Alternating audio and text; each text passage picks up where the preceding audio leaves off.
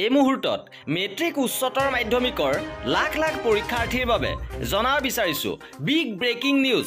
এবাৰ যিসকলে পৰীক্ষাত উত্তীৰ্ণ হৈছে তেওঁলোকে কি কি পুৰস্কাৰ পাব, লেপটপ স্কুটি এবাৰ দিয়া হ'বনে নহয়, কি কি আঁচনি লৈছে ছাত্ৰ ছাত্ৰীসকলৰ বাবে সবিশেষ আপোনালোকক জনাই দিব বিচাৰিছো।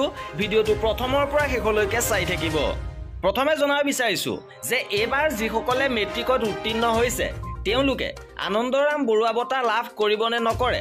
এই ক্ষেত্ৰত উল্লেখযোগ্য যে এইবাৰ আনন্দৰাম বৰুৱা বঁটাৰ অধীনত 15,000 টকাকৈ প্ৰদান কৰিব।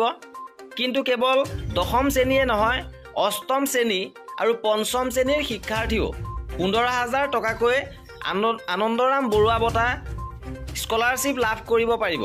ইপিনে যিসকলে উচ্চতৰ মাধ্যমিকত উত্তীৰ্ণ হৈছে তেওঁলোকৰ বাবে বহুকেইটা ভাল খবৰ আছে। কাৰণ যিসকলে এইবাৰ হায়াৰ ছেকেণ্ডেৰীত উত্তীৰ্ণ হৈছে তেওঁলোকৰ বাবে ইতিমধ্যে বাজেটত ডাঙৰ ঘোষণা কৰি থৈছে। নিযুত মইনা আঁচনিৰ অধীনত ধন লাভ কৰিব এইসকল শিক্ষাৰ্থীয়ে। যিসকলে স্নাতকত নামভৰ্তি কৰিব তেওঁলোকে 12,500 টকাকৈ পাব।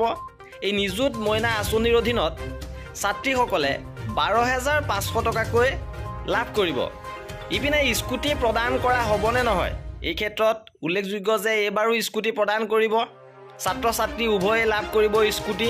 কিন্তু এইবাৰ স্কুটি প্ৰদানৰ ক্ষেত্ৰত ছাত্ৰ ছাত্ৰী উভয়ে 75% নম্বৰ পালেহে স্কুটি লাভ কৰিব পাৰিব। এই ঘোষণা কৰিছে ৰাজ্য চৰকাৰৰ ফালৰ পৰা। সবিশেষ আপোনালোকক জনাই দিব বিচাৰিছোঁ। আৰু তেওঁলোকে বেছি প্ৰতিযোগিতাত নামে সেইটো লক্ষ্য ৰাখি অহা বছৰৰ পৰা 75ৰ এবভত ছাত্ৰই হওক বা ছাত্ৰীয়ে হওক, ল'ৰাই হওক বা ছোৱালীয়ে হওক, সকলোকে 75ৰ এবভতে দিব।